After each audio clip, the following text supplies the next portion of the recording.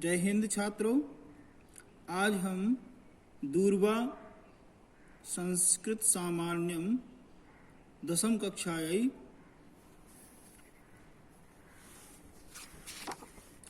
द्वितीय पाठ 2 न्यग्रोध वृक्षः का अध्ययन करेंगे। न्यग्रोध मीन्स होता है बरगद। न्यग्रोध वृक्ष मीन्स बरगद का पेड़। और यह कथा वल्लरी से लिया गया है। प्रकृति ही एव पर्यावरणम अस्ति। प्रकृति ही पर्यावरण है। तस्य असंतुलनमेव पर्यावरणस्य विनाशकारिणम। उसका असंतुलन ही पर्यावरण का विनाश का कारण है।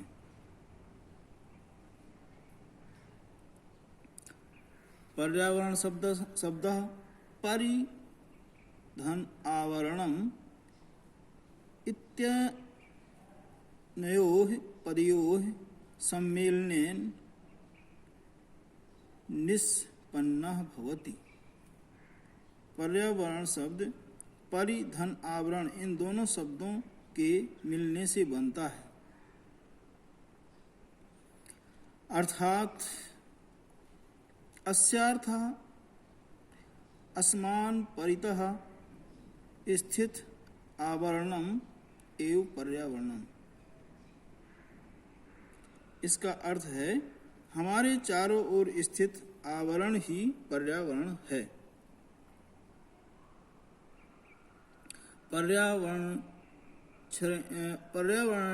पर्यावरण रक्षणेन उत्पन्नाः या समस्याः सन्ति अस्तु। पर्यावरण के विनाश से उत्पन्न जो समस्याएं हैं उनमें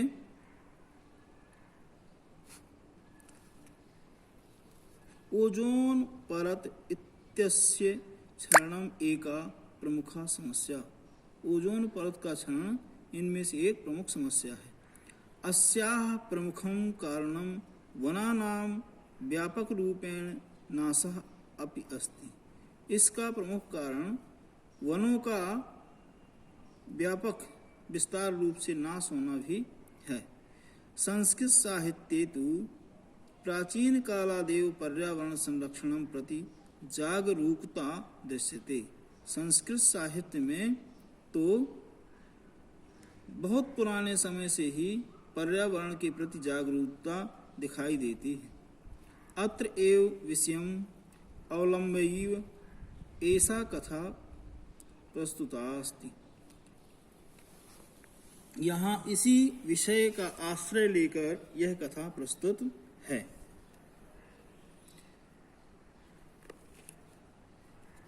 तो इस कथा को अब पढ़ते हैं। कस्मिंश्चित् ग्रामे एकः प्राचीन विशालः न्यग्रोध वृक्षः आसीत्। कस्मिंश्चित् मीन्स होता है किसी। न्यग्रोध वृक्ष मीन्स होता है बरगद का पेड़। विशाला मीन्स बहुत बड़ा। किसी गांव में एक बरगद का विशाल पेड़ था। प्राचीन बरगद का विशाल पेड़ था। सह पशु पक्षिभ्यः बहुविधेभ्यः जीव जंतुभ्यः मनुष्येभ्यः अपि नित्यं बहुपकारकः आसीत्। उसमें सह मीन्स होता है वह। पशु पक्षियों के लिए, बहुत प्रकार के जीव जंतुओं के लिए, मनुष्य के लिए भी नित्य ही बहुत उपकारक था, उपकार करने वाला था। पथिका तस्य वृक्षस्य छायायां पाथेयं भक्षयित्वा मार्गायाशं परिहरन्ति स्म। राहगीर उस बरगद के वृक्ष की छाया में रास्ते का भोजन खाकर रास्ते की थकान को दूर करते थे। पशुआ छायार्थम वृक्षमिमं आश्रयन्ति स्म। पशु भी छाया के लिए इस वृक्ष का सहारा लिया करते थे। पक्षिणः तस्य शाखासु नीडानि विरच्य वसन्ति स्म। पक्षी उसकी शाखाओं में घोंसले बना करके रहते थे। सर्पाश्च तत्रेषु वाल्मीकेषु वासम कुर्वन्ति स्म। सर्प भी उस वृक्ष की खोह में निवास करते थे। वाल्मीकि मीन्स होता है बाम्बी, उसी की खोह को कहते हैं। एवं सा वृक्षा सर्वप्रिया सर्वहिता सर्वापेक्षिता च आसीत्। इस प्रकार से वह वृक्ष सभी का प्रिय, सभी का कल्याण करने वाला और सभी का चाहा गया था, मतलब सभी का चहेता था।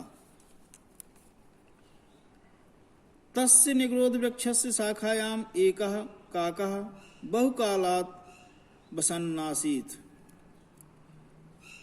उस बरगद के वृक्ष की शाखा में एक कौआ बहुत समय से रह रहा था। कस्मिंश्चित् दिने सः वायसः किमपि स्मरन् इतस्ततः दृष्ट्वा एवं उच्चैः अरटत। एक दिन उस कौवे ने यहाँ वहाँ देख करके इस प्रकार जोर से चिल्लाया,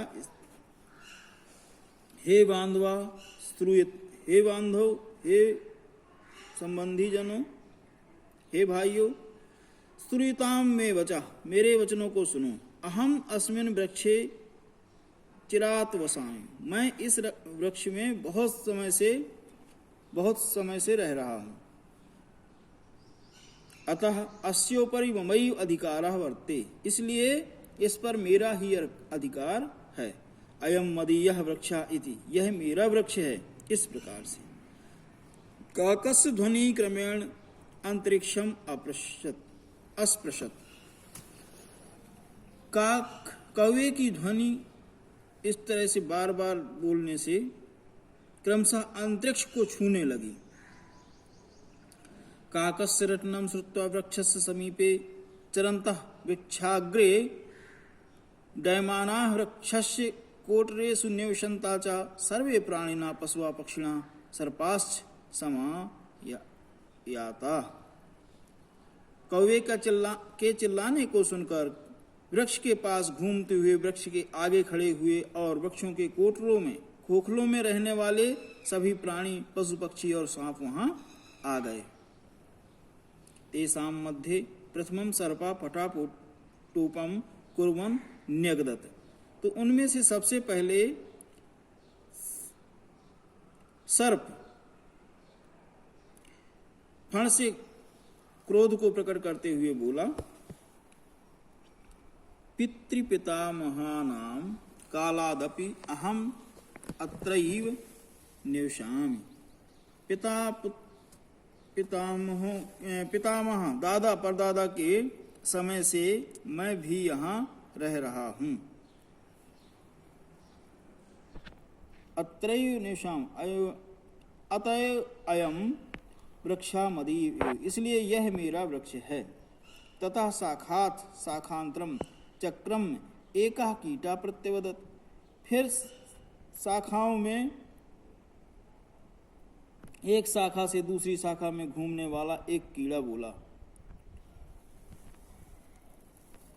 मदीयैः अर्भकैः सार्धम अहम बहुवर्षेभ्यः अत्रैव उषितवानस्मि।